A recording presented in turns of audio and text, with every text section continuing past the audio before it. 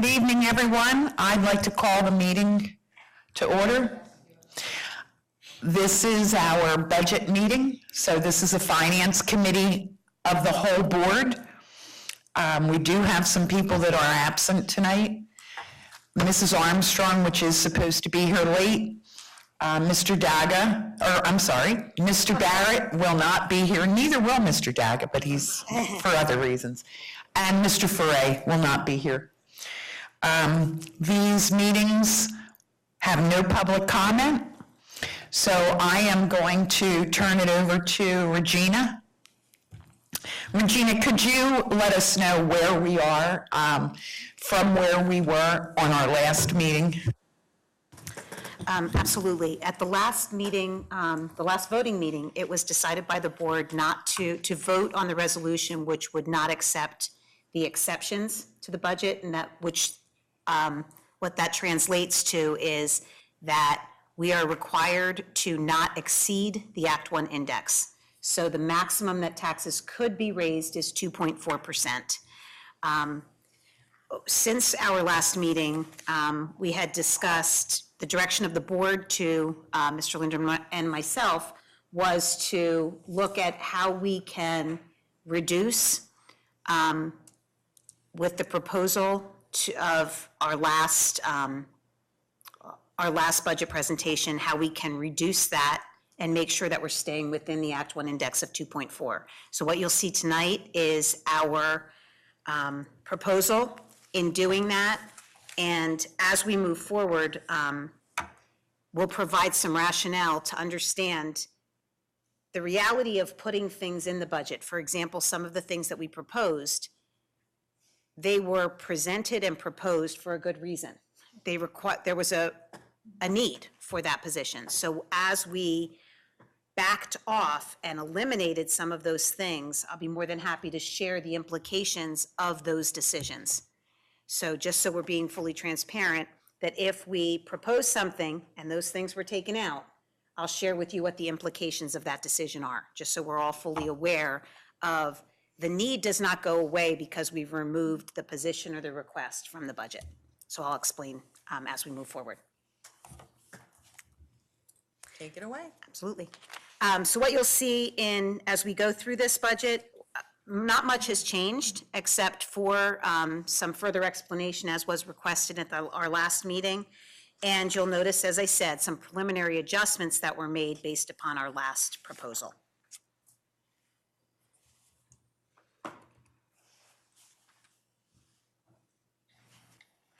So we'll dive into some updated details as Dr. Speaker Paul Levinsky stated. Since it's only been 2 weeks since our last meeting, we've made some changes, some adjustments, but really we are still just getting into the budget process full blown now. We're going to look at the preliminary projections right now for the current year's status or current year's budget. This chart shows this is our taxes from new construction. It's about the same as it was 2 weeks ago. It's a little bit less. We did get some money revenue come in over in December and January, and we've added that to the current, and we're about ready to bill out some of the reverse appeals that we were successful with for the commercial properties. We're hoping to make that $2.1 million projection, but that's our best projection at this point. Transfer tax, again, we've had a large number of property transfers every month, and we are doing okay this year. We have that last year. You can see the blue line there. We talked about that last month. That was the Liberty property transfer. We have not done that. We did have a couple. In December, we had our first couple commercial transfers of the year, although they were very small. The next slide is going to show you where we look total-wise in transfer tax, which are the sales, housing sales and property sales. So we continue to see a higher level than we did back in the 2008 to 2014 era. However, it looks like this year we're going to trend a little bit less than the last 3 years. Chuck, am I able to interrupt and ask a question? I don't know how Sure, this works. sure. So with the new construction, I'm sure you have trends from year to year as far as seasonality, but we know there's a lot being built now. Are you basing your projections based on sort of seasonality from one year to the next and an increase from year to year? Or are you actually looking at what's being built and saying, you know, I know that 50% of it's going to be done in September, so we expect higher? The new construction's based on what we're seeing right now. Okay. Yeah, as you can see with some of these things, it's hard. Transfer tax, we try to do a blended average of what we've done. That's a little different to sales of homes. We are seeing a little bit higher sales of homes this year, but we're not seeing, conversely, we're not seeing a large amount of, we just had our first couple commercial sales this year, where the past 3 years, we had large commercial sales all during the year, which kind of increased our revenue. It's another reason why this category, as you heard our auditors say in December, is an area that you want to be conservative in budgeting. You know, a fool would budget something that you think based on the most recent trend, and then you have something happen like we used to run, you know, in the neighborhood of 1.6, 1.8 million, and then all of a sudden in 2009 we were at 1 million. You know, the worst thing that could happen to a school board budget is to go with that opposite trend. And believe me, there is nobody that can get this right down to the number. So when you look at what the developers are building now, obviously you can't believe, there's a lot of average, you can't believe everything, right? Because they might not be done, they might run out of money. But you are basing it somehow on that minus some kind of factor of safety of what's being built minus. Right, and specifically, I mean, we know we're closely following the biggest development in the district is the Atwater development, and the speed of the completion of that escalated as sales escalated. Right. However, they've slowed down a little bit, so we'll factor in that a little bit. We've seen a lot of turnover in the new at Atwater.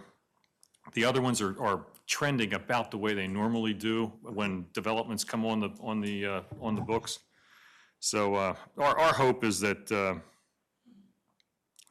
you know, our projections are as close as we can get them, and we try to base our budget for the subsequent year on that. You know, without being over budget, because what could happen is, you know, you want to budget based on the same trend that's happening now, knowing that Atwater still has 75% to go, but they could all of a sudden slow or stop.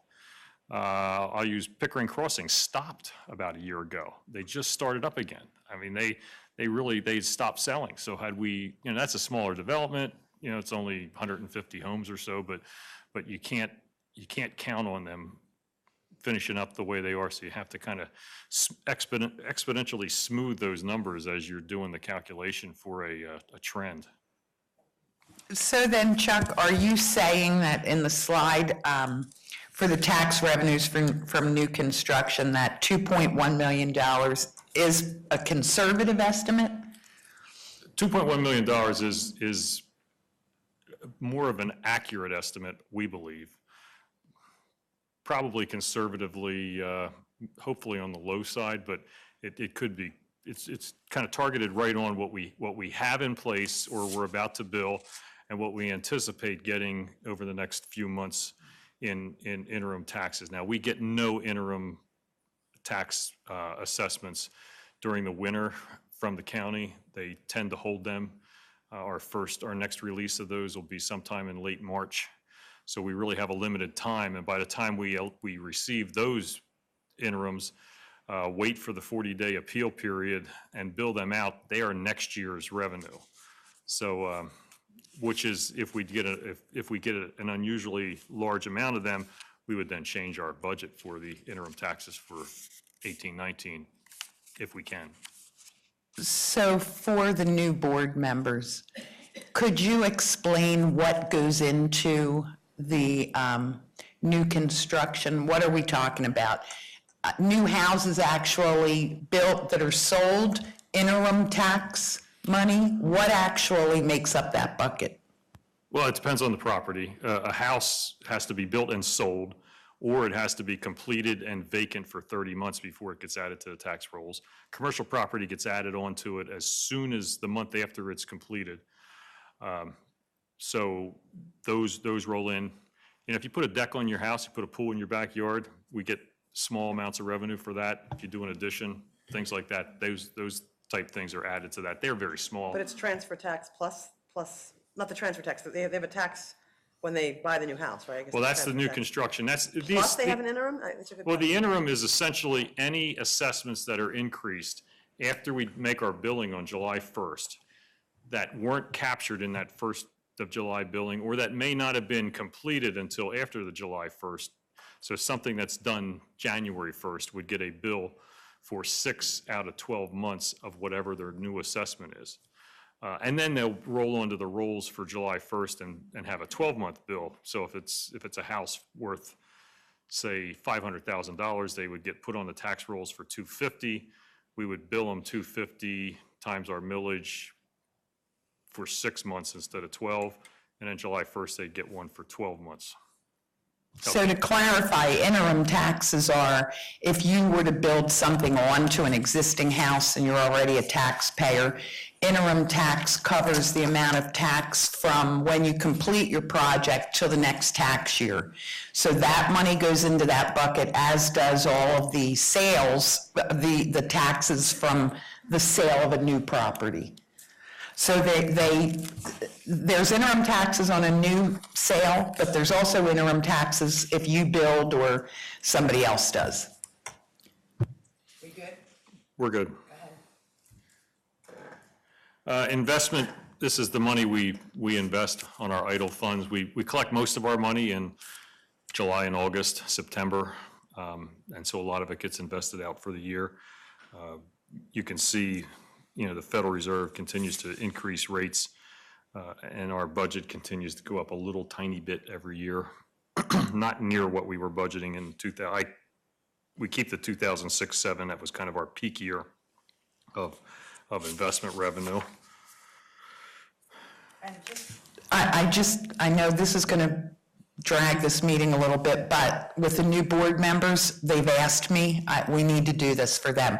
So Chuck, could you explain what we get investments from?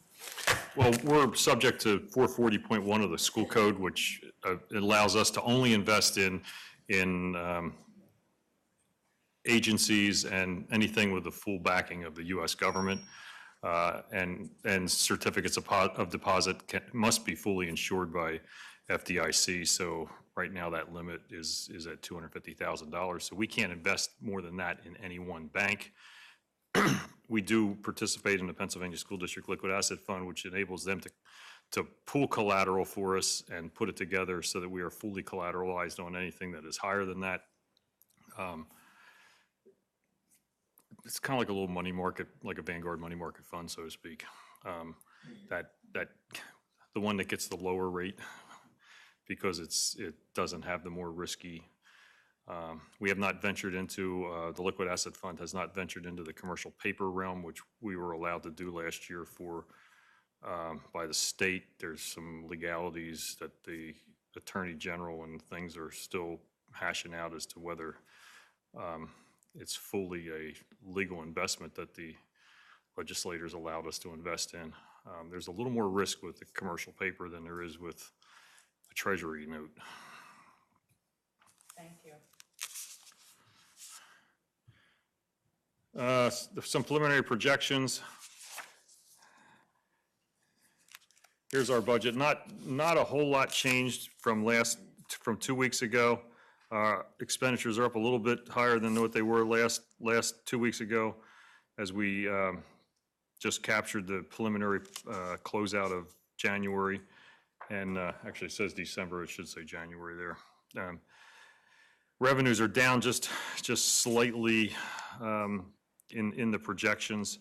As we finalized our real estate tax collections, we did send all of our taxes to lien on January 15th, so Portnoy has initiated the collection process for us for that. was a little bit higher this year than last year. But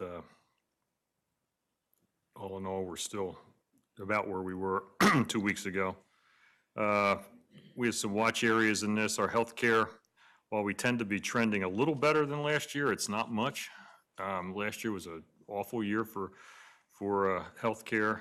This year, it's a little better, but not great. Prescription continues to be one of our escalating costs as the cost of specialty drugs continues to escalate. Right now, we have 41% of our prescription costs are generated by about 1.5% of our employees because they're specialty drugs. These are very high-priced drugs. Some of them could cost as much as, we've got some at $150,000 to $300,000 a year for one drug, one person. So, we've had a pretty nasty year in heating. Jim's not here, but it was pretty darn cold. And that causes our stuff to keep running. We actually had to convert the one cold snap. We had to convert all of our gas to fuel oil because we're on that plan with PICO that gets us a little bonus money, and it promises in the peak times that we will convert to our alternative fuel, which is number 2 fuel oil. So we did that for a couple days, and I'm sure they're running right now.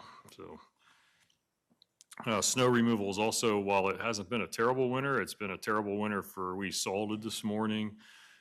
We've salted, seems like all the time. We've salted on the weekends because we have a lot of group shoes in our facilities. So our snow budget is, we'll probably at the facilities meeting try and update the facilities committee on the snow removal budget at that point. Special education, I'll talk about that in a second. For this year, and salaries, we have 10.5 more teachers than we budgeted. In the budget this year, we thought we'd have 6 retirements, we had 5. Or thought we'd have 6 retirements, we had 1. So, and then the state budget is always a question mark. This is a slide we showed last month. Chuck, sorry, I just have 2 kind of general questions on that. Yeah. One, does this take into account any incremental per student cost that we have because of the growing number of students? I don't know what those incremental, obviously, you can always add children to classrooms as long as you're within the guidelines, but I imagine there are incremental costs based on the number of students in the district. So does this take? As an example of that, and we were talking this morning as we're going through, the reality of the situation in August right before school started, we added 3 elementary classrooms. We were expecting or hoping that we would stay flat or reduce. So yes, there's the tipping point of you can add so many students Right. where it will not impact the class size so much that you have to add another section. So the goal, and I think part of the realignment, the goal is to balance so that we have that economy of scale that we can benefit from. So we don't know what's going to happen in August this year, but this is based on our current Absolutely. predictions of how many students. Yes. And my second question is, obviously, there's a teacher's contract that's under negotiation that we won't know what the results are for a while. Does this assume sort of steady state on costs based on what today's knowledge is? I mean, we don't know where we're going to end up with that, so, and that might be, I don't know how that timing will fit with the budget timing. So how do you take that into account in the budget? It's pretty much we have to budget accordingly. We'll have to budget healthcare as if nothing's going to change, because we probably won't know if anything's going to change by then. Yeah. We will budget little or no increase in salaries, and hope that the changes in the healthcare can offset whatever salary increase is given to the teachers. So, but other than that. Thank you. Yeah, I just was wondering how those things work in parallel. Thank you. Yeah. In addition, the board voting to stay within the Act 1 index more or less drives the work from the top down. So whatever it's going to be, it will be within that parameter. Okay. This was we showed this, the special ed gap. Really, what's meant to show here is you can see how our special ed costs have gone up, and I have another slide later on this too. But you can also see how the state and federal government have given virtually no extra money towards special ed, even though theirs are the mandates that drive our special ed, that force what we have in our IEPs and our 504s. So really, it's stuff that is almost out of your control, and out of any board's control. I don't care who you are, because you have to do this stuff or get sued and spend 3 times as much.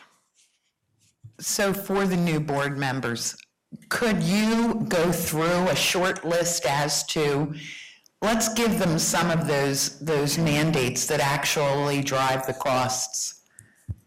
And just a follow-up question to that end.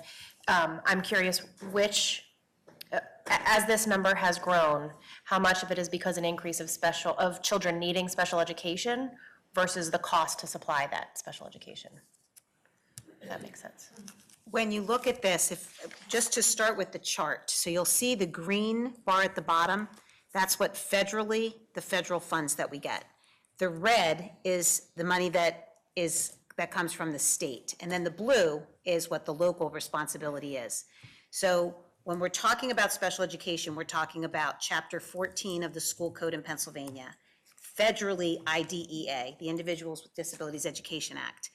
And the requirements or the mandates under that are students with disabilities have to meet a 2-prong eligibility requirement. 1, that they are identified under one of the disability categories, and 2, that they require specially designed instruction.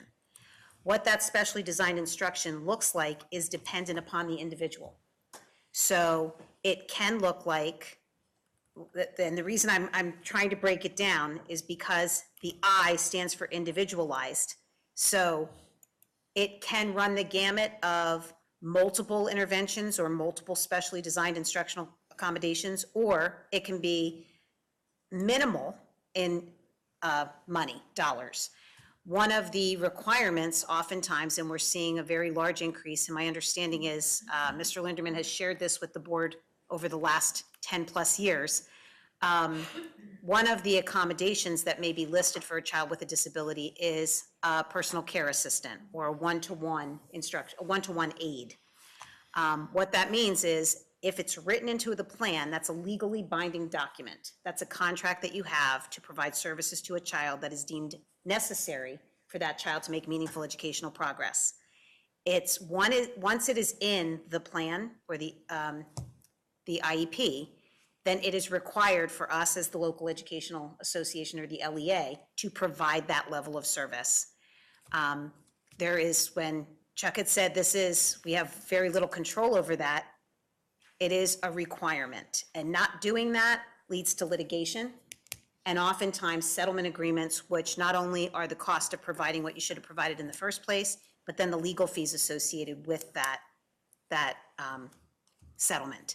So that is the special education component of it. And your question, Amy, about is it because we have more students with disabilities? This graph that you're looking at is not uncommon across, especially the southeast corridor of Pennsylvania. The increase in cost is most attributed to the lack of contribution by the federal government. IDEA was to be funded at 40%. That was their target contribution. As you can see very clearly, the contribution from the state. There is not a lessening of requirements or mandates, but there is absolutely a minimal contribution that has remained flat. So the cost of services have gone up, and the statewide average of students with disabilities is approximately 13 to 14%. At Great Valley, we have approximately 17 to 18%. So that is not something, we have had an increase over the last 2 years. That said, many of our increase is attributable to students moving into our district.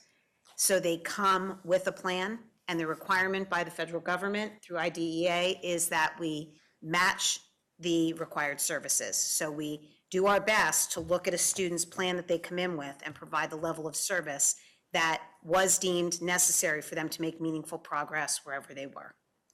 So as we continue to work through this issue, we're being very calculated in looking at efficiencies and being fiscally responsible while not getting into a situation where we're not providing required services legally. And it is a balance. And Dr. Wexler and her team are working very hard to make sure. An example of not doing it efficiently and fiscally responsible was a number of years ago, some services were adjusted and not provided, and it resulted in litigation, a corrective action, and a major undertaking over the last year and a half to reevaluate all students. So as we go through the budget requests or the things that we're talking about, you'll see a speech and language therapist. And very candidly, the reason for that was because of the situation of removing services and then now backfilling to catch up. As the board is aware, and for the new members, we were on corrective action for our LRE index, meaning we needed to provide services to students more inside the regular education classrooms or in the regular education buildings. We just received word, I believe over the last 2 weeks, that that's been lifted, but the only way that gets lifted is to start making corrections. I mean, it's a corrective action plan, so you have to start looking at places where you may have compromised what needed to happen and fixing it, which is costly. I have just one follow-up question on that. So you're getting all the questions from the new board members tonight. It was brought to our attention, or some of our attention, that our spending on, you mentioned personal care assistance, is very high compared to other districts. And I fully agree with you that we don't want to get ourselves into any trouble. But why is it so much higher than others? Do we maybe classify it differently, and that's why it ends up in a different budget line? And so looking at it publicly, it looks higher? There are two reasons for that. One of the realities, a decision was made, and it's my understanding maybe 5 to 7 years ago, about contracting those services out. Prior to contracting the services out, those services would have been included in staffing. Once you contract services out, that moves to a line item of professional contracted services. If for the former board members, we had that issue with substitutes. If you remember, we did our own substitute teachers. We changed and contracted services through STS. When we did that, that line item for substitute teachers moved. It wasn't an increase in additional cost, it was a change of line item. So it stood out as an increase in contracted services. That said, we have a very large number of personal care assistants. And that's something that Dr. Wexler's team is working on adjusting to, and quite honestly, it's a work of trust. Because once a child is deemed to need something, it's very difficult to remove that service unless you have something to replace it with. And a member of the IEP team, all members of the IEP team have to come to some kind of agreement onto what services are necessary. And the parent is a member of that team, and oftentimes they're afraid to give up a service if they feel it will hurt their child not receiving it. So that's the work that's happening now. Also, you have to keep in mind, board members, if you keep in mind that the average is 12 to 14% of special needs population in schools. We're like up to almost 18%. So it's not that our charges, that our costs are that much higher than in other districts. It's our population is larger. And we don't often look at that when we look at these numbers. So we need to be mindful of that. One thing we can do as we move forward, if you remember, we did it the spring of last year, show the demographic differences, because oftentimes, and people don't realize, and it's certainly something that we can highlight and bring to the next meeting if that would be preferable. I think that would help, Regina, if you would. Yeah. Thank you.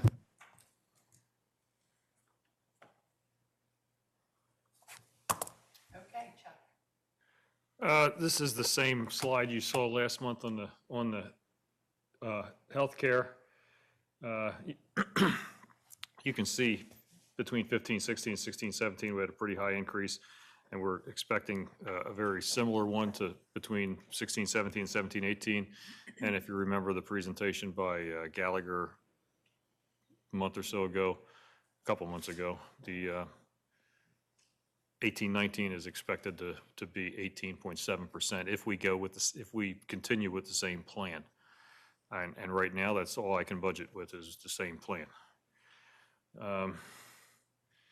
This just talks about the pension issue and how it's become an issue. Show a couple different numbers here. You can see back in 2001, 2002, the school boards and the state were contributing 1.09%. And you can see what has happened to it over the years. I'll remind you that in 2001, 2002, and all the way through, the employees continued to pay 7.5%. So had at that time, the state and school boards, and it's really the state who sets the rate, had the rate been set at a minimum of just what the employees were, we'd probably be close to that rate right now. But things were done and promises were made, and the rate was down to nothing. This is the cash out of our pocket or out of your budget for those years. So it's the same slide, just shows you the dollar equivalent of it. The Commonwealth budget is expected to be released tomorrow. So, hopefully we'll have some more on that. We did see a little preliminary thing of what the governor's proposing, but we'll see how that goes. We'll try and update you on that Monday. We won't go through this whole presentation. We'll probably just do the governor's budget or anything new at the work session. These are the variables within the budget here. The economy is always a variable. Our population growth, we did have our first meeting with the municipalities last week before last. It was pretty productive. Nothing new. We found out everything that we already knew, but it was good for them to get together and talk about things. Superintendent offered up us going to their meetings if they wanted us. Of course, they said yes, so I volunteered Mike. And then the superintendent said, no, you'll go, so. Well, one of the things that I think was a really great outcome of it, they had shared with us, we thought, we're asking them to provide us with ongoing information and to build partnerships. And I didn't even realize how beneficial it would be for them. They said oftentimes people will ask us about the schools, help us understand what kinds of programs, what kinds of things, what's happening. So it makes perfect sense for us to have that partnership. It was really wonderful also. They don't meet together. So it was great for them to have an opportunity to share with each other and to talk about what kinds of things they're doing. I thought it was a really great opportunity. So we're going to do it quarterly. I believe our next one is in April. I have another question on the population growth. I think it's great that we are getting information from the townships about development, and it'll be really helpful to have that and use that. Do we also do any population studies? I heard from someone I know who's in TE, and she's on their equivalent to the parent key communicators there, that they had some outside firm that does a population growth study and looks at the age of people moving into the homes and how many young children there'll be in the schools. Do we do that, and how often, and how do we use it? Well, we last did one in 2012 or 13. Really, they use the same, for projecting the population, the honest truth is they use the same methodology. They use the cohort survival method. So while they'll tell you what is out there and projected, and they have some things that are, the number of the people in the homes and stuff are basically more of a national trend, which is one of the reasons in the East Whiteland people, fully told us that the Atwater impact study was way low compared to what we got, because they're using, not trends that are applicable to a specific targeted. They're not surgically looking at these areas. Same with those people. It's, it's something we could look at doing. It's if you choose, it's something you'll probably want to do if the enrollment continues to go up next year and you start to look at the possibility of what happens in the future. So perhaps we could discuss that in a facilities committee just to see what it's worth. Yes. Well, that would be discussion for the whole board. I think what we've done this year, we're in a better position than we are even in the years when we go for the cohort study, because what we've opted to do is when you go and you do these studies, they rely on information that they get way early in the process. So when Atwater, we'll take Atwater, when Atwater was on the books, it might have been 400 units. Well, now that has increased by 25%. So what happens is the study was done when it was based on 400 units. The study's not redone after the changes are made. But what the district is opting to do, which will close that gap and not cost us anything by doing these studies that really, when you think about it, are meaningless, especially in the beginning of them, is they're opting to go and meet with the municipalities to find out firsthand, are there changes in these developments, so that what happened with Atwater this past year will not happen again with another development. Sure, my understanding, I think we need to do that, but my understanding was the population study, which sounds like we have data on from the past, brings you something additional, because besides the new construction, which they don't have a whole lot of in TE in this example, it's looking at the age of home buyers, birth rates and things like that. So that's not what we can get from the townships. That's old houses being turned over, being sold to young people who are having babies, and it's a little different, so. And that's why our policy, our district policy has always been every so many years, Chuck does the cohort study. But in the interim, since I've been on the board, we've never had anything in the interim. Now with Regina and Chuck going to meet with the municipalities, we have that interim information. So if it changes, we get it firsthand. And we are 10 steps ahead of any other district that doesn't do that by doing it. So I appreciate you guys doing it. Okay. And some of the other things on there, assessment appeals, we saw the resurgence of the legislation by Camp to limit our ability to do commercial assessment appeals. Basically what that will do is force you into referendum exceptions almost every year. We've been able to kind of neutralize some of that stuff over the past 5 years by doing the reverse appeals, plus by keeping the commercial properties paying what they fairly should pay compared to people who won't appeal their own assessments for one reason or another. So could I impose just one more time? Sure. Like for this moment? Could you please explain quickly the legislation and exactly what it's going to mean to us for the new board members? Well, I'm not quite sure what it's going to mean because they don't have it. It would change a little bit, but if the legislation were to go through, then it would prohibit us. So back in the days in 2008, 9, 10, 11, when all the companies were appealing their assessments because the market was bad, and now the market's good and all the buildings are worth what they were back then, it would prohibit us from going back and trying to get their assessments to be on a more fair playing field with everybody else. I mean, this whole thing could go away if the county would just reassess every 5 years or so. I mean, that's just what they should do.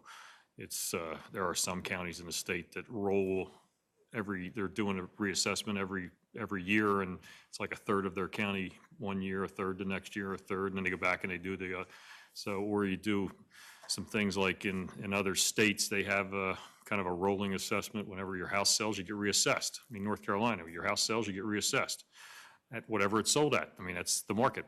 Market value is established by the sale. Unless it's a distressed sale or something, then you can. So, I mean, it's a central Pennsylvania thing, which just so happens to be spearheaded by the TE legislator from back with a bunch of central Pennsylvania school districts going after a lot of residential people.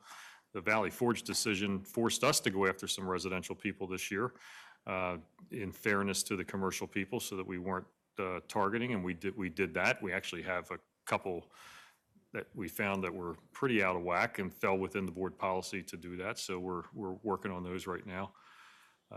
We've settled pretty much all of our other ones, but really to take this out of the hands, it would make my job a lot easier because we wouldn't have to do it.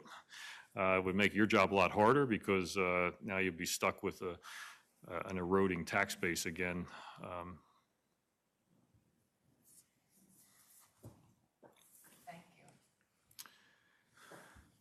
I talked about special ed already. Charter school costs are, for us, have kind of stabilized.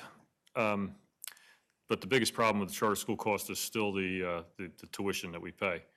We're at about $15,000 for every regular ed student that goes and about $35,000 for every special ed student that goes. And we pay $35,000 no matter what the special ed need is. These $35,000 are not the special ed students that Regina was talking about 10 minutes ago. These are students who may just have a, one little thing in their IEP because they, I don't know, they need a physical or occupational therapy for something. Would And that it- extend to a GIEP going to a charter school as well? No. No, just an IEP, okay. Just an IEP. But it's, what we have seen, the trend is when a student goes to a charter school is they tend to try and test them into something. So then they get, instead of getting 15,000, the charter school gets 35,000. And when we lose one student, kind of the opposite of what the question you were asking earlier about the cost for us when we lose one student, it's $35,000. Or maybe it's 34,500 because when we lose a student to a charter school, we don't cut a teacher, we don't cut half a teacher, we don't have that many students. If all the charter school students came back to our schools, we probably wouldn't have to add any teachers. So it would just be $1 million, $1.4 million, I think it is. So this is the same as before the reserves because the numbers really didn't change. This is our projection on our historical reserves and what the 16-17 reserves were and what we're projecting for 17-18 if everything stays the way it is. This is our planned use of reserves, what we've done in the budget. So you can see for 18-19, the planned use is to use the final allocation of the pension reserve and $2.1 million for about $3.5 million. Debt is rolling off. I'll talk about that in a second. We talked about that 2 weeks ago. So the budget increases for 18-19. Salaries are down a little bit and benefits are down a little bit. We'll talk about that in a second. Special ed continues to go up. Again, we're trying to catch that roadrunner. We just can't get it. It continues to go up and it's really not a lot we can do about it. Transportation's going up mainly for the contract. Other schools, a big chunk of that other schools is our vocational technical school. Now, under other financing, we have a reduction in debt service of $4.2 million. We also have some issues with the capital project fund, which is that actual fund itself is down less than $3 million with a number of projects yet to do this year. And next year, we have a roofing project, which we will talk about at the facilities committee meeting next week, which will exceed $3 million just for that project. So if we only did one project, it would take up most of this transfer. Also, of the other $4.2 million, we're looking to put $800,000 back into the general fund under technology to fund the one-to-one technology and the other infrastructures that we do with technology there. So that's the change. We'll talk a little bit more about that in the facilities committee meeting and with the board as things come around. But our buildings are getting old. We have some things we talked in facilities about. We have some sidewalk issues. We have some mechanical issues. The middle school will be opening up for the 19th year this fall. Hard to believe, but at 20 is when major mechanical things tend to get replaced or usually are scheduled to replace. And the more you defer the maintenance, just the more it costs you. So the worst thing you can do is defer maintenance. One of the things, I know some of you were contacted, so to speak to Chuck's point about deferring maintenance, with the very deep freeze or extreme cold, we had some chiller issues, as you understand, and that's something we just can't ignore. So with the age of the buildings, those are things, and I know it was discussed in facilities, but if you didn't have a chance to look at those minutes, there's some big ticket items that are it's not an option to replace.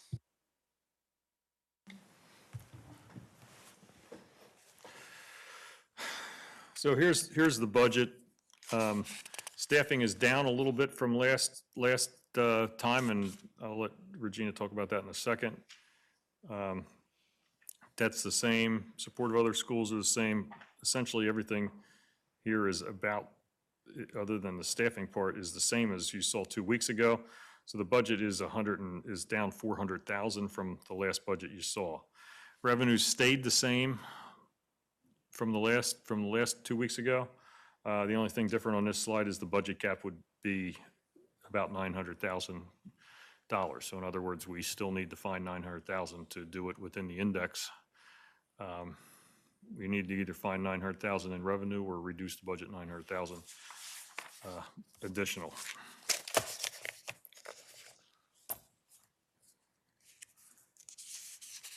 So here I'll let you. You can see here, last time we got together, when we met in the board meeting, we didn't have a number there at the secondary level. What we've done is really looked at what we know to be true and how we can actually redeploy people, looking at certifications and how we can move people and maximize our utilization without compromising our programming. So that's a challenge, and I really want to thank the team for taking the time to really work through that. The elementary, we're looking at no change. Now that said, I started this meeting by explaining that it was August and we added 3 classrooms at the elementary. We're not expecting that to happen with the realignment.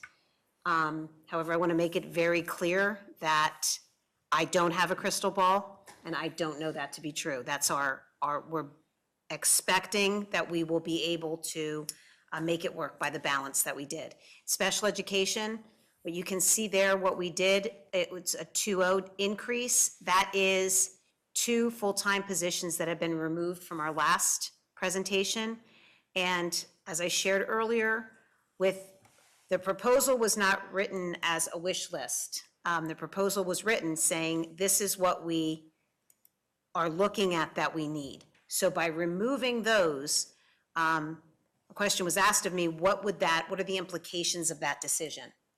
And very clearly, for example, the psychologist, certain things are put into legislation that are required. So if there is a request for an evaluation, you have 60 days to complete that evaluation and have the report in the hands of the parent. And that's not about 60 days, that is 60 days. So, for example, this school year, we have 5 psychologists on staff. And if those psychologists cannot, if our evaluation requests are higher than is able to be evaluated by the psychologist, we contract those services out. And that's a very common practice, not only in Pennsylvania, but nationally. The implications of doing that, first, they're not a district employee, so to bring them up to speed to that student, that situation, takes time and lengthens the process, as well as if we are called to litigation, the first document that is scrutinized is the evaluation report. That is the product of the psychologist's evaluation. So it's always best when they're our employees, but realizing that the directive was sharpen the pencils and reduce the budget, so that's an outcome of that. The high school learning support, we're looking at how we can repurpose or move folks from possibly one level to another. So maybe moving based on certifications from an elementary or middle level to the high school to support that. And again, it's based upon numbers. How special education works, there's a requirement to have certain numbers based on the classification of the student's need. So for example, if a teacher is designated to have students on a part-time basis, they can have up to 20 students on their caseload. That's a requirement. We submit the plans. Dr. Wexler and her team submit the plans, which is the special education plan for providing services, and you have to have so many full-time equivalents for so many students. And we're going to work to make that happen and realign our services to meet that need. In teaching and learning, the English Language Development Coordinator, that is to support our English language learners and coordinate those services.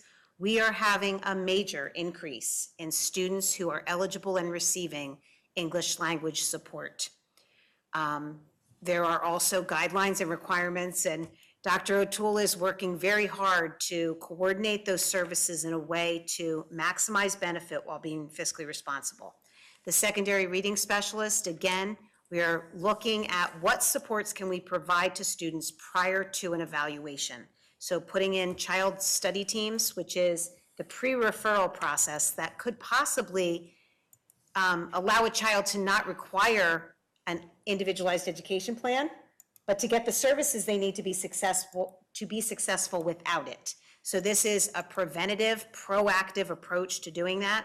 So the estimated total as you look would be 0%, zero position increase in the budget for 17-18. So Regina, I have a couple questions. We put in a psychologist. Tell me what taking it out is going to cost us, not in money, but what's the plan? I mean, we know that as we're building this budget, you're putting things in because there is a need. Tell me what's the plan now if you're going to recommend taking it out to meet our financial charge. What's the plan to cover that work? The plan would be, as I said, what we're currently doing this year. What we're currently doing is contracting out to meet the requirement of timeline. What the plan for that psychologist was not only to do evaluations, but have as a member of the team to support the pre-referral process. At some point, we have to be proactive and investing in the front game. And that takes time. Just like we talked about with the personal care assistants or the instructional aides, if you're changing your approach, you have to build a support and a scaffold to do that. You can't remove something without having something built to take its place. So when we talk about the psychologist and we're talking about the language or the secondary reading specialist, we have to be able to say with confidence, your child does not need an IEP because we can provide these services as a matter of course in general education. But we're not at a point to do that now. But a psychologist, by having a psychologist who is not inundated with constant evaluations, they'd be able to oversee the pre-referral process that Dr. Wexler has been putting in place for the last 2 years as part of our corrective action. It's currently not in place and up to a point where we can pull away services because we don't have the 3-tiered support. So it starts with, if you think about a triangle, the first level of support is what is universal instructional design for all students, that everyone is getting what they need universally. About 80 to 85% of all students should meet success in that level of support. Then you have tier 2 support, which is some students stumble and they need a little bit of extra support, they need a little bit of extra tutoring, they need a little bit of remediation. That you typically have 10 to 15% of those students who require that level of support. Then when you get into tier 3, we're talking about those students who require a plan. The goal is if we can invest in those first 2 tiers of support strongly with effective programming, you have fewer students that are getting to the top of that level of support. But it happens by building and increasing our skill set at all levels of the organization. So in order to do that, we need that psychologist. So if we were to take this out now, we're going back to doing what you believed to not be adequate in the grand scheme of where we want to wind up anyway. It will take us longer to get to a place where I believe we want to be. Now, if you look at that, and we removed, and actually Dr. Wexler and I had this long conversation before this meeting because I took sharpen your pencil very seriously. The reality is if we would say, okay, we're going to keep the psychologist, but we're going to remove the speech and language therapist, and you would ask me, what does that mean? What are the implications of that choice? We have a requirement to provide speech and language services and evaluations to students who deem a need. So we would contract out, which we currently do, we contract out services from providers to provide us with that level of service. So it would be a mix, and we're currently doing it. I just want to be really transparent that if the line item, just like with substitutes, if the line item for contracted services increases, it's because it's required for that to increase. So I don't want to in any way mislead. We cannot opt to not provide required services. It's, It almost feels to me, though, that we're having two conversations. One is, do we need to increase our staffing to support an increase in need in the district, which is a separate conversation from, can these psychologists provide the most valuable service to our students by being caught up in evaluations? Yes. And so I think the question of, does contracting out evaluations create a subpar evaluation? Or does coming up with a way to effectively contract out the work that isn't high value for our psychologists and preserve their time for the highest value work that they have? That feels like it's different from this conversation, but contract or not contract is different than go up in headcount or don't. Absolutely. I want to say we are very, very fortunate because we have a director of pupil services who is also by trade and certification a school psychologist. So a subpar evaluation would not be accepted. So that said, that's not the case universally. And all you have to do is look at due process hearings and you'll see they lose it on their evaluations. So that said, it's not about a subpar evaluation, it's about maximizing. If we contract out for things to make our programs top quality, which is our goal, our contracted costs would be through the roof. We are contracting out to meet the legal requirement. So that by having our own person, we can maximize programming needs because they're our employee. So it's a trade-off. We're moving forward with this projection, realizing that we will build capacity as best we can in other areas, which is what's been happening. And that's our mission. We'll continue to do that, but I just don't want to be in any way not clear that if we have evaluations that need to happen and we don't have psychologists to do them, we will be contracting those services out. And I guess I'm actually looking at this from a different standpoint, that the contracting the services out is taking care of what we're obligated to do, but having another psychologist in place is a piece to build a program, which is what we really need to have in place so that not only are we looking at evaluations, but we're actually looking at having something in place that will serve the whole population as opposed to just taking care of a need that we have to meet our obligation as paperwork and whatever. So you're 100% right. It's not that it's two different conversations, it's actually serving two different purposes. So I guess the greater question that has to be answered by the board is, where do we sit? Are we charging the administration with cutting the budget to just take care of what our immediate needs are? Or are we a board that's actually looking out a little bit further, saying, we've had special ed problems in the past. I mean, we have been called to the carpet and it's cost us money and a lot of time from our professional staff to fix it. And I lived through it, as many of us on the board did. So that is where I see the greater question for us. Where are we looking? Are we looking to just do our evaluations because that's easy and we can save money? But overall, we're not solving a problem that we've had in the past. We're just floating. And I just want to clarify one point. contracting out does not necessarily save money. Right. It's putting it in a different line item. So that can actually end up costing you more money. So that's just the reality of the situation. So a related question I have, this sounds very important. Ellen, I completely understand your line of questioning, and I'm glad we're going that way. But a fellow board member, I think who's not here tonight, I can't remember exactly who it was, asked last time or in a past meeting, whether there were programs that were underutilized in the district that we could decrease and then redeploy those funds or those people. So if this may be very important, we may decide we need to do this, but did you look at anything else outside of this that is underutilized there where we could pull the funding from that and move it to this because it's more important, maybe? I mean, we haven't made those decisions. But. Well, and actually, when we had shared, I know that it was not,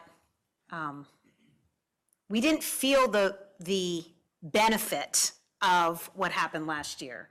But what happened last year was we moved folks from the high school to the middle school because we streamlined some programs.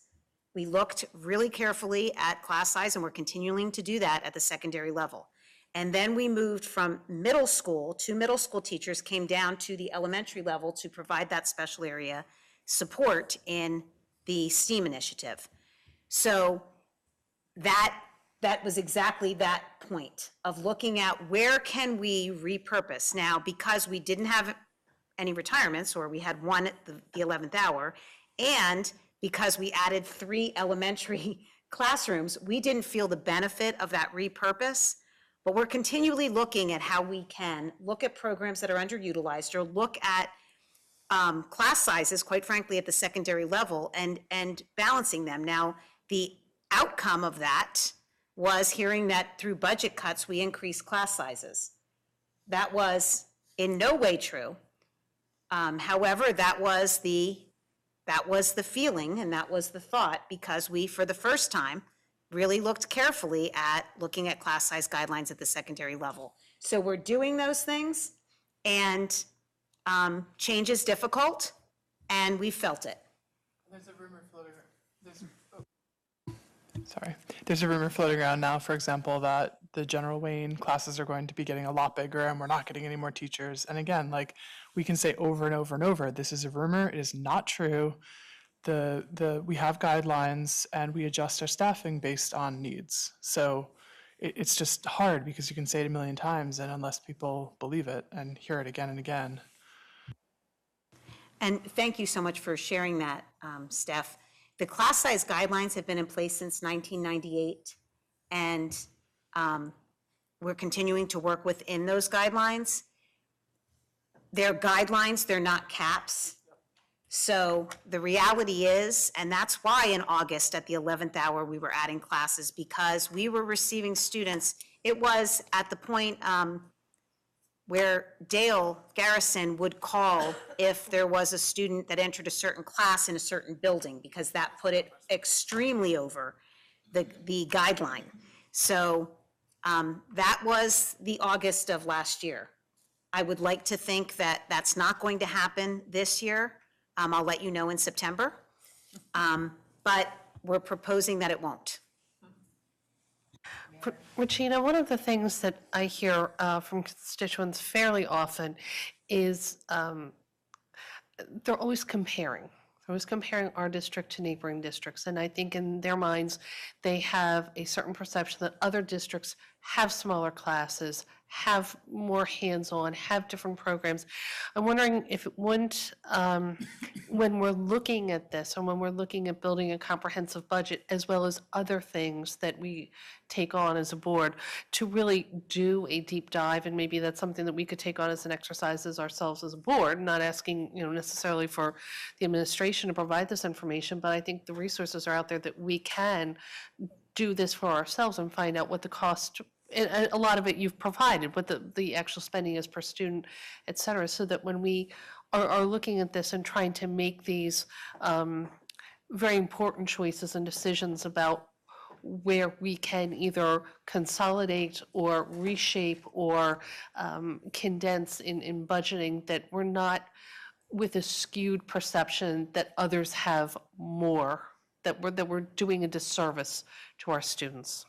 Absolutely, and we spend a lot of time as county superintendents sharing a lot of ideas, issues, questions, and for example, and I think as you talk to other board members, they're all hearing the same thing. Folks come to their board meetings and say, why can't you be more like District X? One of the things that can help that is that demographic comparison, because demographics drive. That's why charter schools charge double for a child with a plan. It is more expensive, services cost money. So the demographic piece helps, and also we can do a policy comparison. I know Steph does that a lot as policies come up, but we can also look at policies. There are very few districts who have the class size guidelines in place as we do and monitor them as we do. And we can definitely do that comparison. It's not difficult to find. Chuck and I look at the Forecast 5, which provides a lot of the economic information as well as where our teachers are and how that all shapes out. And I think one of the mitigating factors here is that we are very transparent and we are very forthcoming with the facts, whereas perhaps others might have a little less institutional research that they share. I have one other question, Regina. Special education, back to special education. So we're taking out now the 1.0 high school learning support. Tell me what that's going to cost us. We've done that in the past also. Again, what we're looking to do is find a way to repurpose. You'll also notice up there in special education, the elementary autistic support. We really worked hard. I say we, I really need to point to the elementary principals and Dr. Wexler and her team. We removed that elementary autistic support to provide, instead of a classroom, to provide itinerant for two reasons. One, that support could be provided across buildings instead of being focused in one building. We are putting that support back in because we found out this year that it was not as efficient or effective or beneficial to students or the support that was needed for the team. So that's why that's coming back in. So we'll do the same. We're going to keep looking at maximizing efficiencies. Again, in special education, you can't compromise required service. So that's always the balance. What the high school learning support, we're going to look at certifications and look at balancing that and looking at caseloads. So that's where we are right now. And quite honestly, that was what we could do to try to remediate the budget. So we're going to work on that. If you remember, we talked last year about having a teacher on assignment in special education. That's to support our growing numbers, especially at the secondary level in middle and high school. We're looking at how we can balance that while providing the support and keeping what we know we need as far as that teacher on assignment for special education. So we have in the past scaled way back in that high school with learning support. In fact, I want to say 6 years ago, we actually took the learning support, high school learning support teacher and made it an aide. We stopped utilizing a teacher, and that really did hurt the, it really did hurt the program for multiple years.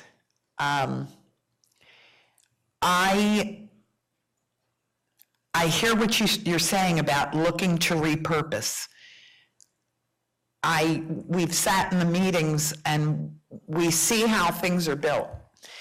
You're not an administrator that is just saying, oh, it would be nice to have this, this, this, and this. These are not wishes. These are things that you're building. When special education holds such a large percentage of our kids, I would like to hear from Dr. Wexler, not tonight, as to, you gotta come, I think, and talk to us as to that section, because to add it in, I know it was added in because it is a need. To take it out, I'm not happy with. So I need y'all to come and give us some time. Now's the time. You have to come and give us some time about those two items, because I'm not happy about status quo in our special education department, because, and I know you're not either, but I know what it cost us last year to be behind the 8 ball and have to make up. And we paid a fine, and it cost us time, and time with our admin is things away from our population, our student population, and I don't want that to happen. So could we maybe have Joanna come and present on that? Absolutely, and I thank you for acknowledging the fact that this was not thrown together. This was time and planning. Now, and I just want to remind us what Chuck said.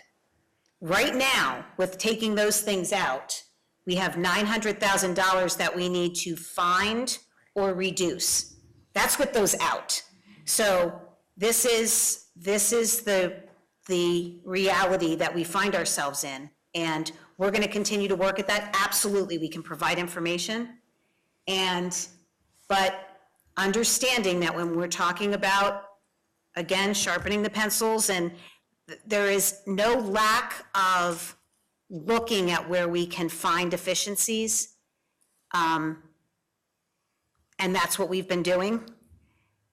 I just want to be clear that oftentimes the proactive response will in the end be better, but it's not an immediate savings. So we're gonna have to find that $900,000, either make more money or spend less money. And if we don't, as I said, those were not put up there as a dream list. They were put up there as a need. So if we don't fulfill that need, we'll have to find compromise in some other way. I think that additional information presentation will be really helpful. I have one question which I was going to ask tonight. Oh, it's not on? Yes. It's on. But I think it can be part of that presentation. We talked about 2 positions, so, and they both sound very important.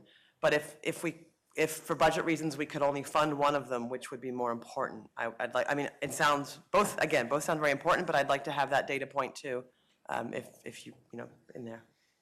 We can absolutely provide that. Sorry, Jack. Okay, I skipped over the next couple slides. This would be the millage if it was 2.4%. It's not saying it's 2.4%, just saying what it would be if it was. Taxpayer increase, continue to show these charts as long as people continue to compare our test scores. I'm going to continue to show these charts on comparison of our taxes. It's one of the few things we're number 1 in, so we might as well be number 1. Here's a new chart for tonight. It analyzes our budget increases over the past 6 or 7 years, and we took out of our total budget 2 of the big areas where the board has very little, if almost no control over, and that would be our pension obligation and our special ed. Now, you have limited control in special ed, and yeah, you could control pension by just willy-nilly cutting a gazillion teachers if you want. That would do it. You could do it down, and you could have 50 kids in a class, it'd be fine. But anyway, so just to show you what the percentages were, on the left column is the fiscal year. The next column would be the general fund budget if we just pulled out the special ed and pension cost from the budget. So you can see over the past 7 years, we've fluctuated, but the average increase in the budget has been about 2.4%. Of that, when you add back in the pension budget, so the pension budget, you can see the next column, and that just shows you what part of the overall general fund budget the pension costs are. So this year's budget, it's $14 million. 2012-13, it was $4 million. the average increase in pension costs over those past 7 years has been 25%. This year is actually the best year of pension costs we've had, 3.7%, but it is absolutely obscene because it's, 34% almost. The special ed budget has gone up. This year is the biggest increase. Quite frankly, we're trying to catch up with that budget. That budget eludes us.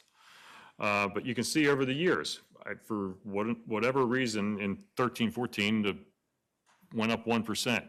Probably a mistake, like the mistake was made back on the pension system back in 2001. Should have increased it then. Maybe we'd be a little better caught up now. But special ed, you can see what the percentage of the budget is. Then the final column is what our actual general fund budget has gone up with everything in it, including pension. Just showing you the facts. It's not meant to scare you. My stuff is never meant to scare anybody. It's just the facts. So just the numbers as the way they are. I just wanted to highlight a fact that I'm sure Mary will be sharing with the legislative report. But as we're being made aware, Chuck said kind of half jokingly, if you want to cut the pension costs, you cut the staff because you pay a percentage of every employee for pension. There is a proposed bill, I believe it's proposed at this point, legislation, that would disallow furloughs for any reason other than a reduction in force for economic reasons. And then there are a lot of other hooks to that. So I know someone said to me, what would it take to cut the budget by 20%? It would probably take getting rid of buses, getting rid of anything that's not totally required. It would be disastrous. So especially with these new bills between the tax appeal bill and the inability to reduce staff, now you've handcuffed yourselves, or the schools are handcuffed more by that inability to adjust. Chuck, so just real quickly, if I'm interpreting this correctly, looking at the baseline of 2012 to 2013, there's been a cumulative difference in the pension, or a cumulative increase in combined pension and special ed of 17 million. If you look at the 4.3 up to the 14.0, there's 7 million. If you look at the 10 to the 17, there's 7 million. So you're looking at 17 million when the entire general budget, the general fund minus those two, has only increased 12 million? Right, everything else but that. Right. Everything else but that increased 12 million. So that's, so are you saying in this chart that there's a net decrease of 5 million in the general fund? No, the general fund went up from 62 million to 74 million if you don't include special ed and pension costs. Okay. And that the total general fund budget actually went up about 29 million. But of that, 17 million is special ed and pension cost. Increased special ed and pension cost. So just, again, just the numbers. Chuck, could you tell us, percentage-wise, what percentage of our overall budget is for discretionary spending and includes no mandates and no obligations that we have to do? Is it 15% we actually can control? Well, again, it depends on what you want to staff, what level you want to staff things at. Your true discretionary budget is about 6%. I mean, that's pencils, pens, copy machines, teacher, professional development, things like that. But again, the naysayers can argue that, well, you got more discretion than that because you can reduce your staff down to a level that would please the people that want no taxes. I'm talking about the way we are budgeting, our business model, the way Great Valley operates. What do we use as, what's our discretionary number? Well, this year will be higher because you discretionarily could, that's probably not a term, but your discretion could say, well, we're just going to eliminate all that debt that we saved and not put any in the capital, and discretion, you just don't have to do the roof at the high school next year, or you don't have to continue with the one-to-one program. So, I don't want to be untruthful and say that you have no discretion. You have a lot of discretion. But as Regina said, the furlough bill that got approved last year greatly tied your hands at how many teachers you could furlough if you needed to. I mean, truthfully, last year we would have furloughed some teachers in the budget, but we promised we wouldn't. And that's why we didn't. And that's why we're in a little bit of a kind of tight situation for the current year's budget. We'll get out of that. But, now hindsight says we probably should have, because now we can't.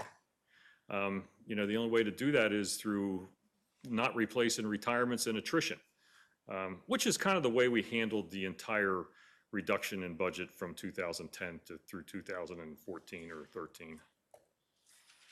And I do understand what you're saying, but, I also know that we do have costs that we have no control over. If we bus, we have to pay for busing. So that now is a mandate. So what I'm saying is, if you look at our proposed $105 million budget,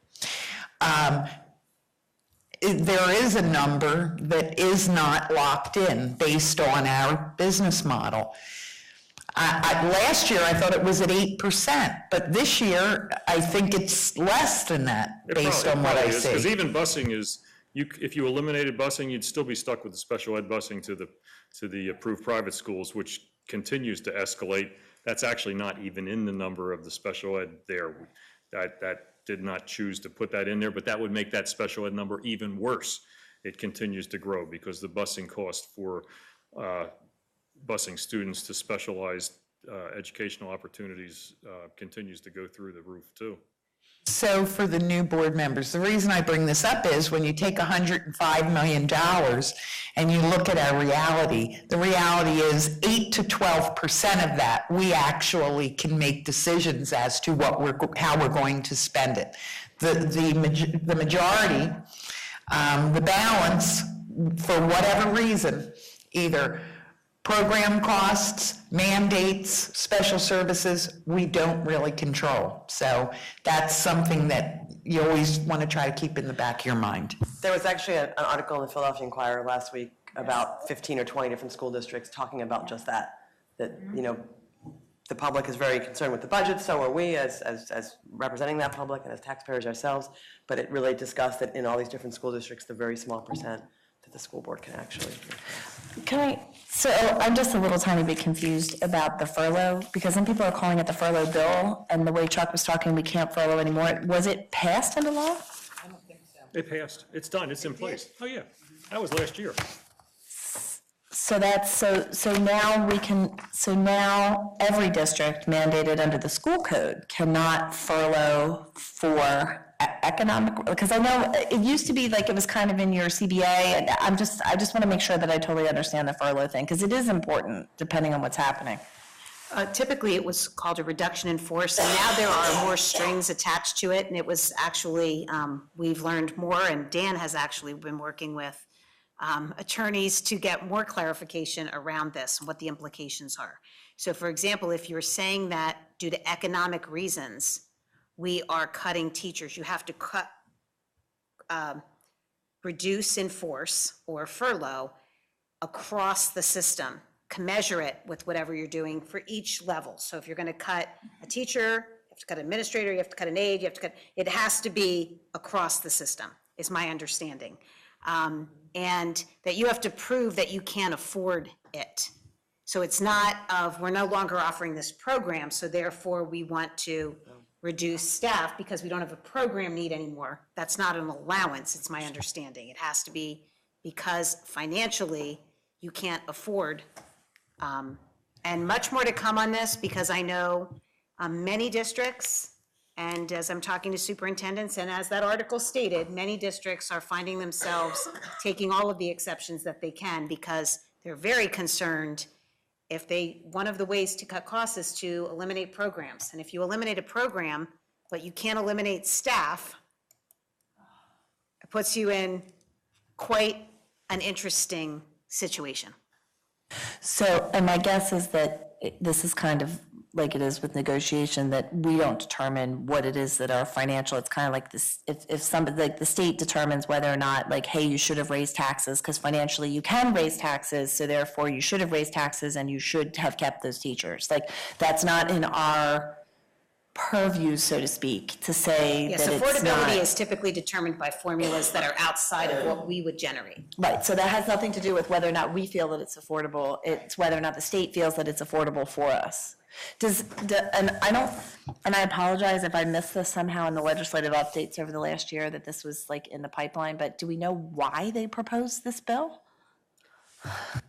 The intent of the bill was wholesome, and it was signed wholesomely, but a little part of the bill, basically the governor has left PDE write the administrative guidelines for it, which have put in it was kind of a side deal with the teachers that they would administer it this way.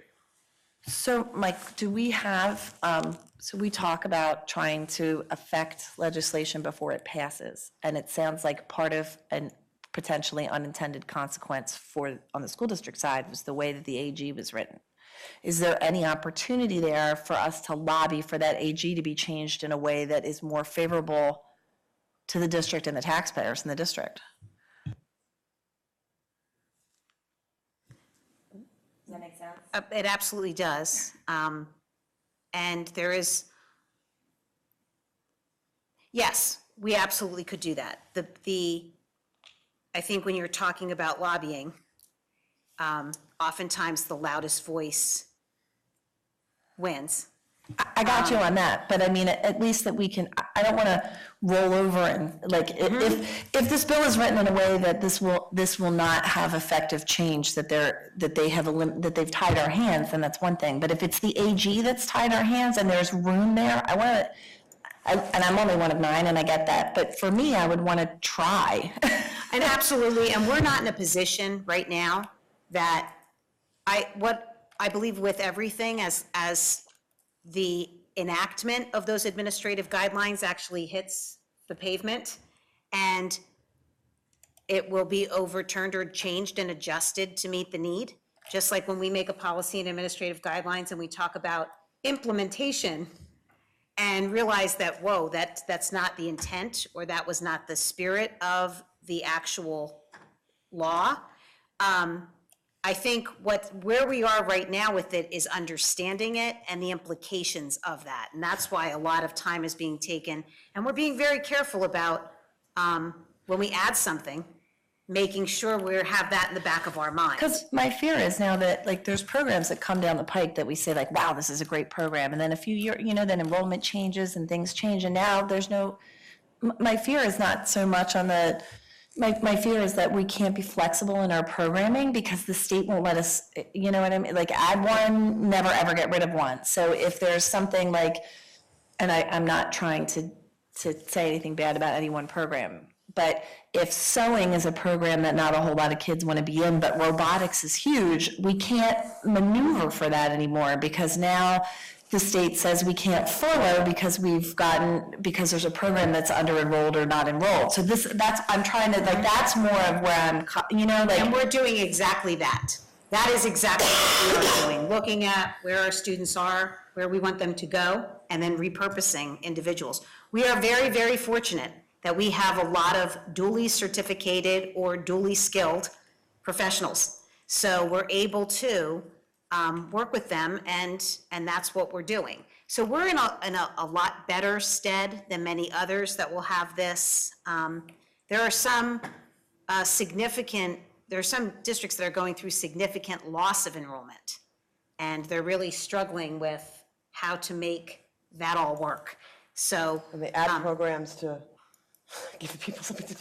Right. I wanted to ask, actually, I mean, I'm glad what you're saying was what I was going to ask. So if someone, let's say kids stopped enrolling, and we had Italian, and they stopped enrolling in Italian, would you have to, so our teachers are flexible enough where the certifications allow you to kind of move people around, and, I mean, obviously the Italian teacher maybe can't become the, whatever, she doesn't speak French, she can't become the French teacher, or he, but there's a way to flex around where you could move someone from one program and then backfill with someone who would be skilled in the other thing that you need the new program for?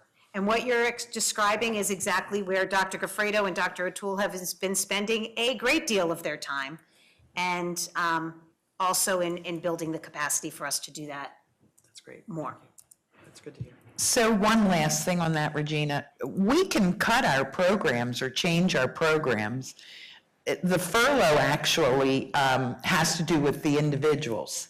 But our programs can change every day of the week. So what we're going to do on this, since we want to stay on the budget, we want to get through Chuck's slides, is if, as we move through, anything happens with this furlough bill, as they're calling it, if you could bring it back to us. Absolutely. And this way you can keep us, and we can see how it's going to roll out. Because there's really not a lot of case work on this yet. So as it rolls out, if you'd bring it back, we'd appreciate it. Well, but that's why I'm saying if there's any way to get in on the ground floor Well, like I of said, whatever is potential on that before we all get locked in by some piece of case law that, I mean, Chuck, you ready? I'm ready. Well, we're just about done. We talked about these gap areas, and I'm not going to spend. I put some slides together from Forecast 5, like we normally do. It's our per pupil spending analysis.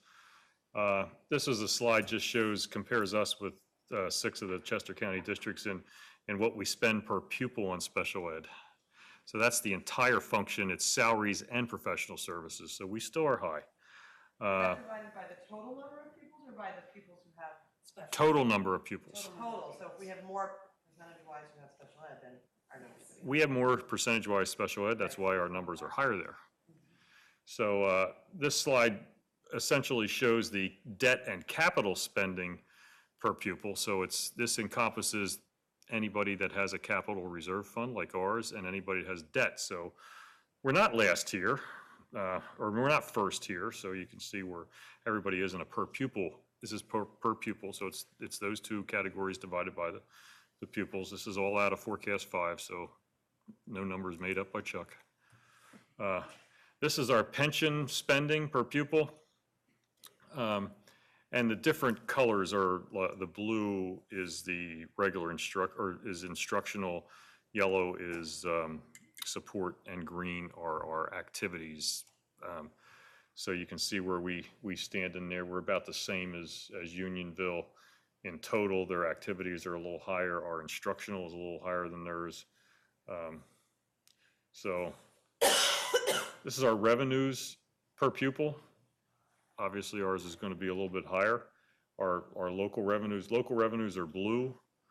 The yellow are state revenues. So if you look really hard at it, you can see Phoenixville is a little higher because they get more money from the state. And back to the point of staffing, we continue to be the leader in staffing in the number in teachers per student. So this is the latest from PIMS data that there is. We have 11.2 teachers per kid. TE has 12.7 and Unionville has 11.6. And then just go through, this just shows this is the school districts over the past 5 years. Here's the calendar. I crossed off the February 12th thing because you don't have to approve a budget then because you opted to stay out of the Act 1 index guidelines, so exceptions. So these are the required budget things. We won't go over this whole presentation at next week's budget again. We won't. We'll just do what has been requested of us from tonight. A couple snippets. The only thing that I will probably do next week will be anything we know about the governor's budget by then. And I guess the rest will be special ed or whatever we're gonna, if we can do that quick enough. So can we go back? Because I want you to I was give trying to the get done by public. 8:30 like we No, promised. Just go back. There. So it's 11.6 students per teacher, not teachers Yes, per. you're right, students. Okay, I just wanted everybody to hear that and see it, that it's 11.6 11.2. students to teachers. 11.2. 11.2. Student So to that's teacher. that's a pretty good ratio. Oh, it's a great ratio. It's the best ratio in the county. New board members, any questions that have not been answered, I want to open it up to you guys. Does that higher student or lower student-teacher ratio drive the higher pension contribution requirements a couple slides Yes. prior? That's Of course, the connection of course between it the two. Yeah.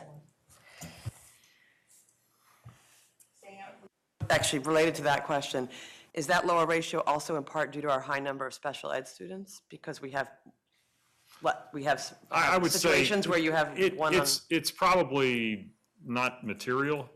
Yes, we probably have more special ed teachers. I didn't drill it down that far. We could. But because the number of special ed teachers out of 340 teachers, it's 30-some special ed teachers.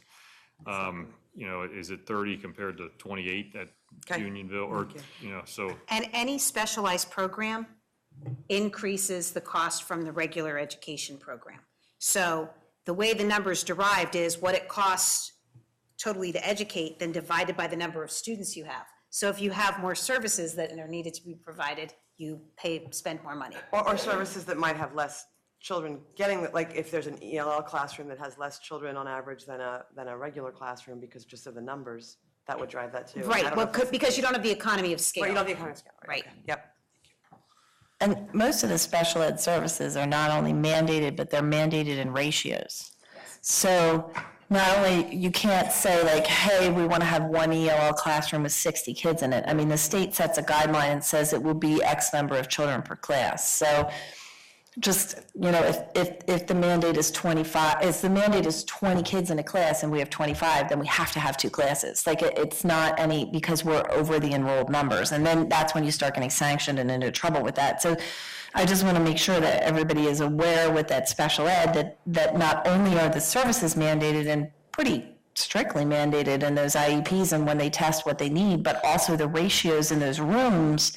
We cannot, if there's one extra kid, then there's one extra teacher. Like, that's not one that we can say, hey, we'll put an aide in this room and that'll kind of, like we do with some of those regular ed classrooms where we might be one kid over. It's a whole nother ballgame when it hits special ed. And it sounds like from what Chuck was saying that our enrollment in special ed is higher than some of the districts around us, which is going to drive some of those numbers depending on how they fall and who's in what rooms and how all that goes. And that's just unfortunate that for the budget, that's the way that those there is no economy of scale. There is no way to move those around. There is no way to say, this kid's not going to get a personal care aide if that's a mandate in their IEP. So I just, you know, and I don't know, there's only so far you can control special ed costs because it's so highly regulated and mandated from what I remember. I mean, I just want to make sure that I'm not misremembering from when I had all my initial training. All of that was so rigidly mandated and so all those rules surrounding that and you have what the state looks like, and they actually come in and they look at all that and they want to make sure that we're completely in compliance with that. So that's not an area of fudgery. Absolutely, and that's why I wanted to point out at the beginning. Some decisions were made a few years ago that ended up, it typically takes 3 to 5 years to uncover if there are decisions that made that need to be undone. And that's where we found ourselves with speech and language. And I know Dr. Wexler had reported that out to the board, I believe it was in October or November, that situation, because all of you received the letter from the state explaining what had happened. So we'll make sure we keep ourselves within the guidelines, and unfortunately, more services mean more money. So, lady, I'm Just sorry, one, go ahead. just to finish up. We talked about bringing to a future board meeting, like, as you did last spring, a presentation that explains, or information that explains the population differences and demographics in this township, this district versus others. It would be really good also to link that to why our class ratios may be different, if there is a link. It sounds like there is, you know, because there's these mandated numbers, and that's also, yes, it's great that we have this great ratio, but some people might think it's not so great, it's costing us a lot. So if we could explain that part of it is due to a mandates, that would be helpful, I think, to make the link for people. Well, the biggest thing you'll see in demographics is our, in 2010 or 11, and I just closed my computer here because I thought we were leaving, but We had about 84% Caucasian. The latest data from 2017, we're at 68%. So that number continues to slide, and it's a pretty good slope. And we continue to bring in more, different ethnicities. A lot of them need the English language learner services. So that category of students is actually increasing faster than special ed. It's just a smaller N. So, you went from 100 or 150 kids to 250 kids, whereas special ed is like 800 kids to 880, whatever. I'm just making up numbers, but we're adding an ESL or an ELL teacher now because we're over our numbers in that. So that's going to add on to that 10.5 number will be 11.0 something. I just have to say one thing as that relates, because I will not be able to sleep tonight unless I do. Disparity and a lot of difference is a good thing. Yeah. I think the reality for this meeting is just to also highlight that every additional service costs more money. So it's not a bad thing. It's a beautiful thing. It's just, it comes with it a different set of structures and supports that are expensive. Yeah, they have the same right to a free and appropriate public education as you or I, so. So Absolutely. Mary, I mean, Steph, Mary, questions for Chuck? We're good? Sam?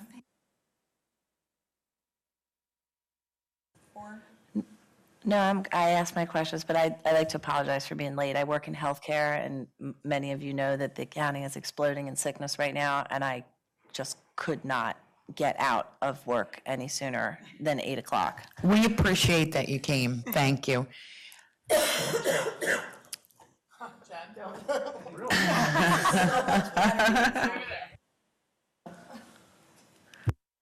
Amy, any more questions for Chuck? Okay, so just to recap, you are going to bring us back some demographics. We're going to have Dr. Wexler put something together. And it doesn't have to be this week. It can be actually the work session in March, if that works.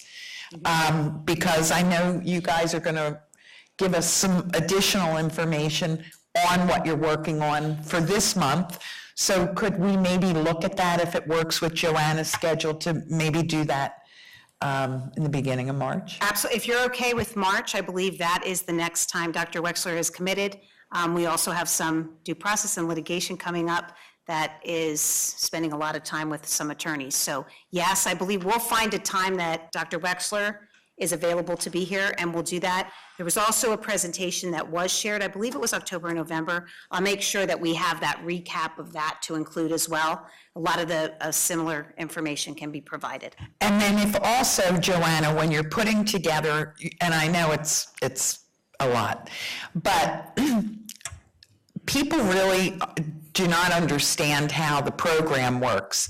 The difference between a PCA, which is a personal care aide, and an educational aide in the classroom. They do not understand the difference, that PCAs are mandated by an IEP and educational aides are at the pleasure of the board. So if you could work that in also, maybe give everybody a special education 101, all the things that you know are important for onlookers and board members to know, we'd like to give you the time. I think it really is important. Anybody else? Thank you very much. We'll adjourn.